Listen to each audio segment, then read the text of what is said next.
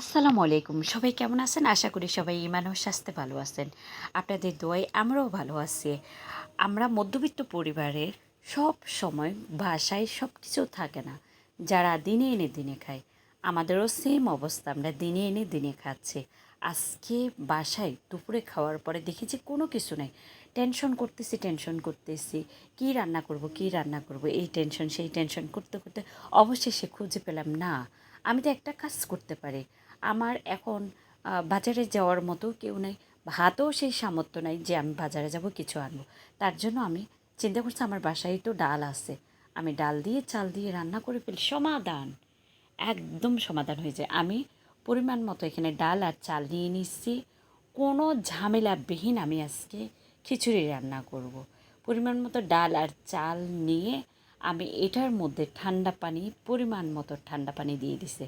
এখন আস্তে আস্তে সবগুলো উপকরণ দিয়ে দিব। দেখেন, এটা হচ্ছে যে টেকনিক। যখন দেখবেন আমরা যারা ঘরের প্রধান করতে, বাকিদেরকে নিয়ে আমাদেরকে টেনশন করতে হয়, কিন্তু বাকিরা যারা আমাদের নিচে আছে তারা মানে কাউকে নিয়ে টেনশন করা লাগে না, টেনশন মুক্ত থাকতে হয়।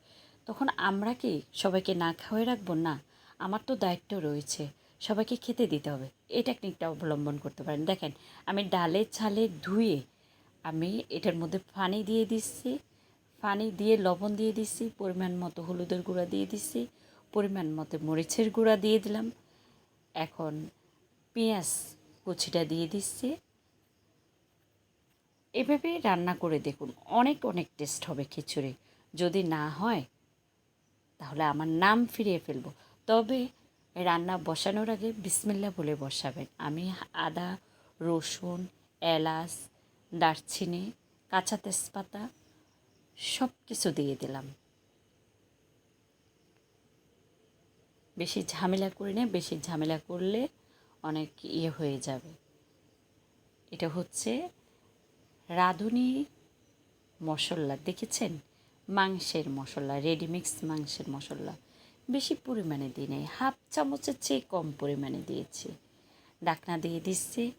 কিছুক্ষণ পরে দেখেন এটা উতরায় উঠছে। ঢাকনাটা একটু সরালাম, কেন? উতরায় উঠলে সব মশলাগুলো পড়ে গেলে এটা স্বাদ নষ্ট হয়ে যাবে। এখন যখন ঝোলটা একটু গরম হয়ে গেছে তখন আমি হাফ কাপ পরিমাণ তেল দিয়ে দিলাম।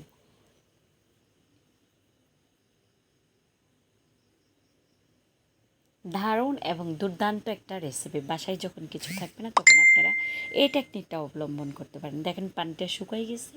এটা ঝরঝরে করার জন্য আমি মোটা তাওয়ায় বসাই দিচ্ছি। মোটা তাওয়ায় যখন বসাই দেবে এটা ঝরঝরে হবে এবং সুন্দর হবে। দেখছেন পানিটা একদম শুকিয়ে ঝরঝরে হয়ে গেছে। ওয়াও, সেই সুন্দর একটা রেসিপি, অনেক মজাদার। আপনাকে আলাদা করে তরকারি এটা সেটা ভাত কোনো কিছু রান্না করতে হবে না। যখন বাসায় কিছু থাকবে না এই টেকনিকটা অবলম্বন করেন। আসসালামু আলাইকুম।